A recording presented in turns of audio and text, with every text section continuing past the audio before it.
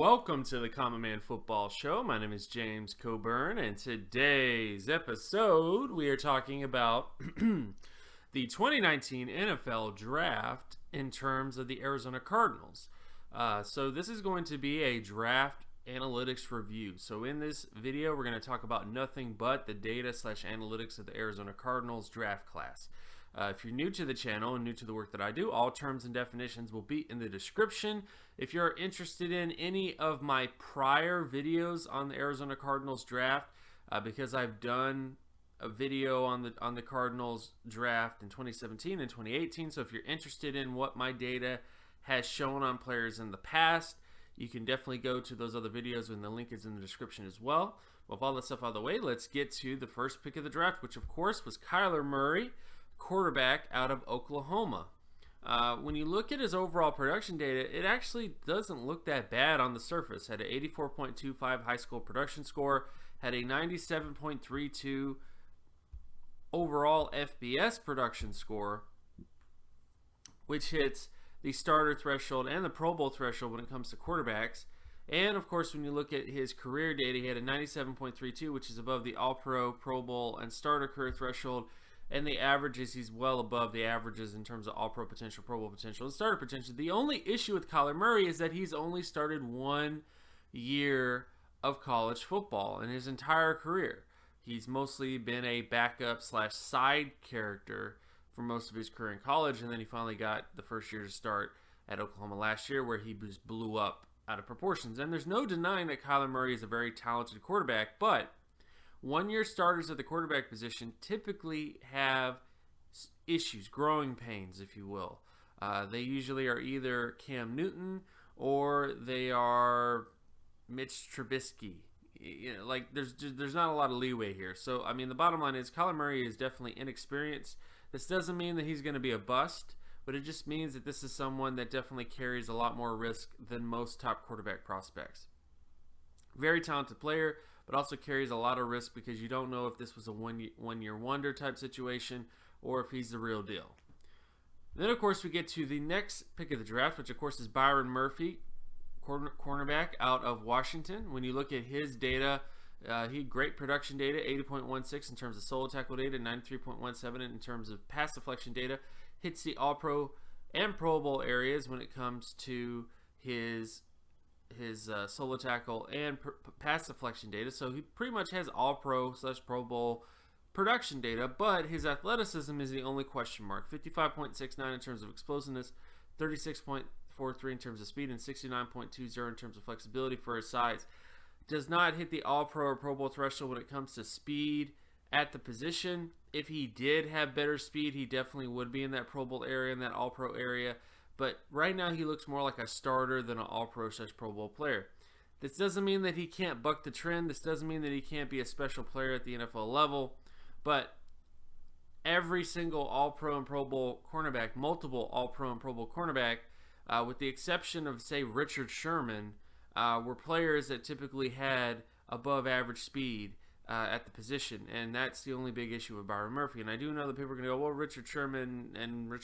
But again, only one cornerback has done that, and that was Richard Sherman, and he had extremely unique physical characteristics. I mean, Richard Sherman was someone who was 6'3", had incredibly long arms. Byron Murphy is someone who is shorter with less length. So again, you have to take that into account when it comes to Byron Murphy. I would say he's a very solid pick as a second rounder because he has great film, he has great production, and he's going to be a good NFL player, if not great NFL player. It's just he's never going to be considered to be one of the best cornerbacks in not college football, but in terms of the NFL because of his lack of physical ability. We'll see if that isn't the case, but as of right now, that's his biggest question mark. Then, of course, we get to the next pick, which is Isabella, wide receiver out of UMass. When you look at his production data, 96.58 out of 100 pretty much hits the 5-time All-Pro, 3-time All-Pro, 3-time Pro Bowl, and long-term starter area. When you look at the averages of the position, he's above the All-Pro average, above the Pro Bowl average, and above the starter average. And in terms of athleticism data, very good in terms of explosiveness, 57.85, 95.05 in terms of speed, and 79.51 in terms of flexibility for his size. His profile is almost identical to T.Y. Hilton. This is someone who has speed traits that are unique at the position, and he will be a very, very good starting wide receiver at the NFL level. Only problem, of course, is his physical dimensions. He's not the biggest wide receiver ever.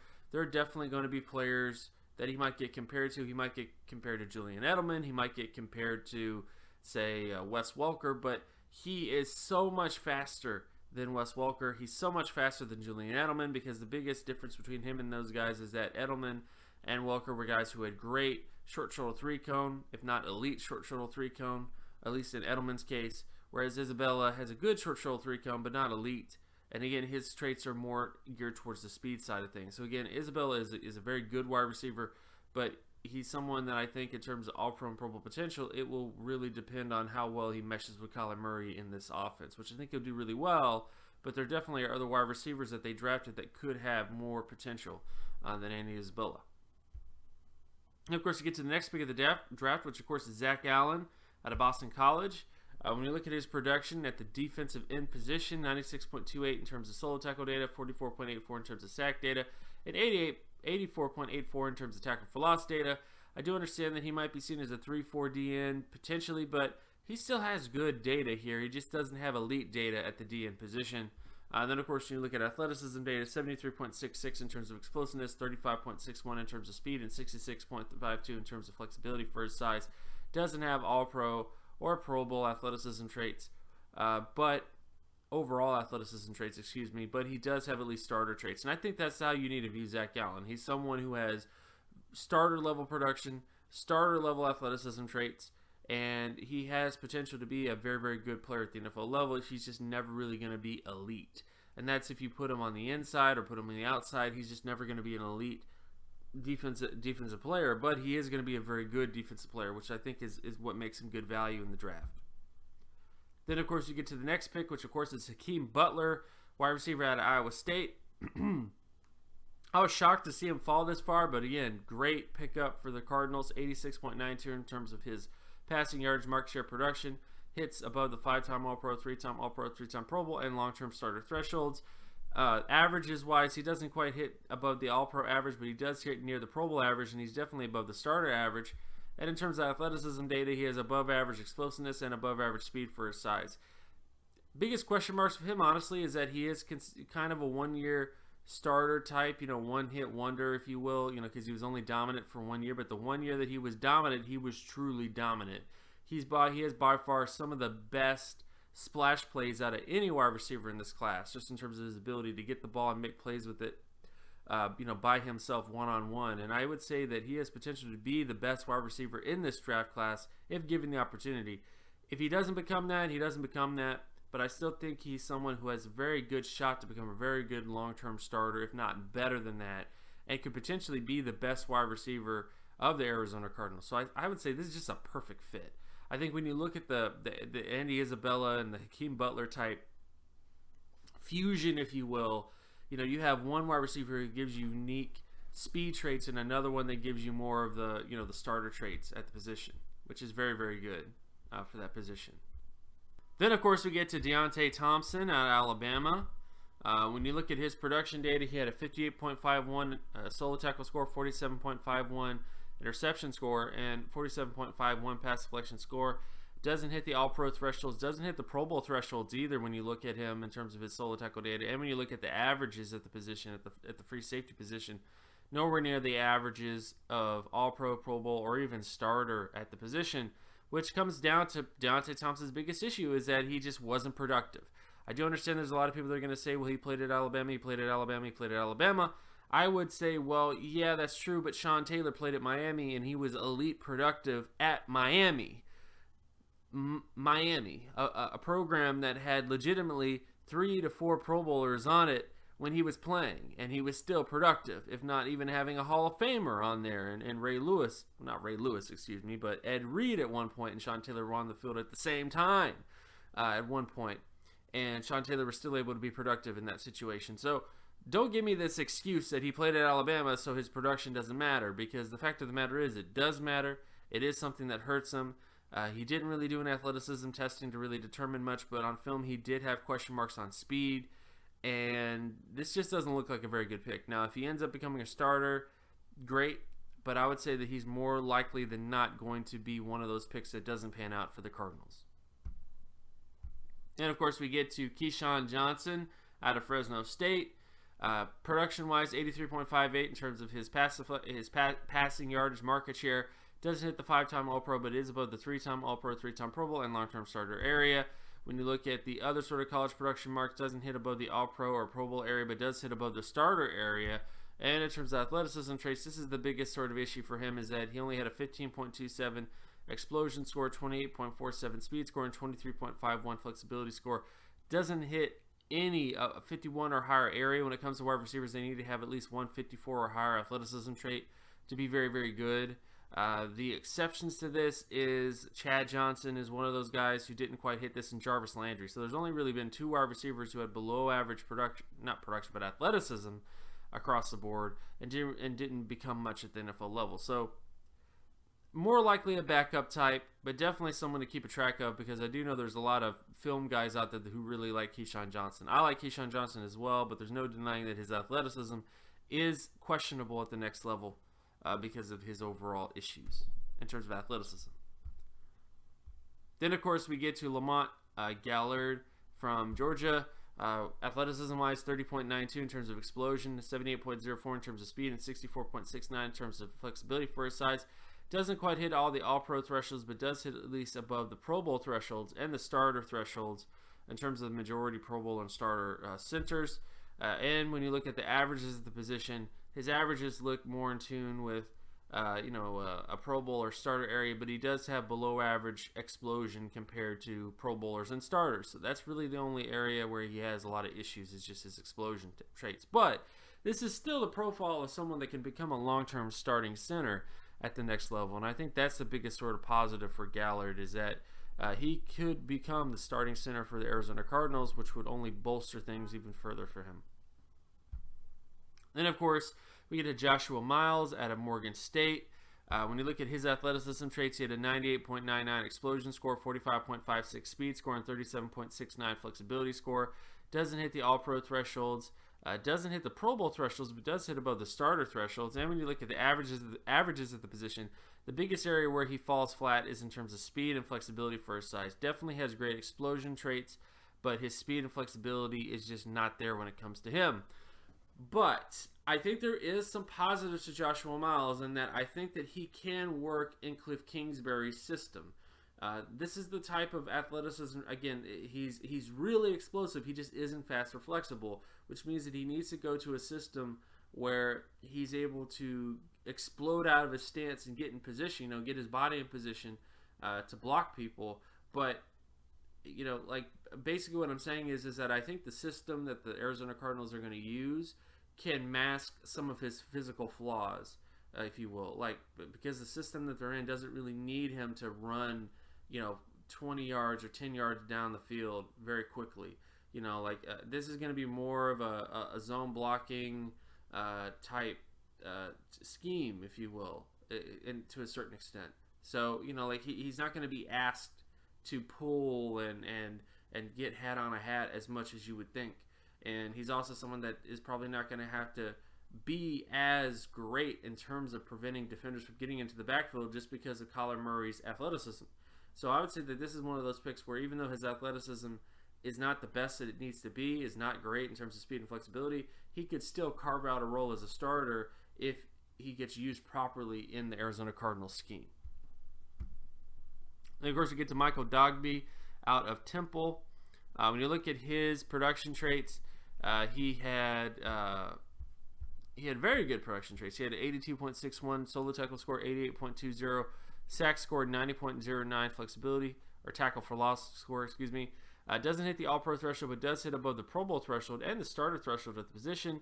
His production matches up more as a starter/Pro Bowl type than a All-Pro type, but still very good production. And when you look at his athleticism traits, 73.72 in terms of explosion, 72.86 in terms of 36.20 in terms of speed, and 50.55 in terms of flexibility for his size.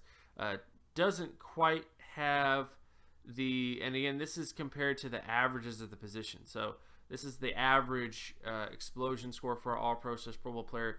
the average speed score for all-pro /Pro Bowl player, and the average flexibility score for a all-pro /Pro Bowl player and starter player. So his speed and flexibility are definitely below what the averages are at the position, but he does have good explosion, and he could end up becoming a starter. I think there's a good chance that he can become a starter with his production and his athleticism traits. But I would say that his athleticism is the only sort of question mark if he's going to become a viable long-term starter for them. And then the last player is Caleb Wilson, tight end out of UCLA. Great production marks, 95.48 in terms of his market share production. Hits above the All-Pro average, the Pro Bowl average, and the starter average. Also in terms of the thresholds, pretty much hits above the All-Pro threshold, Pro Bowl threshold, and starter threshold. His issue is just athleticism traits. Only had a 7.50 explosion trait and a 50.81 flexibility trait.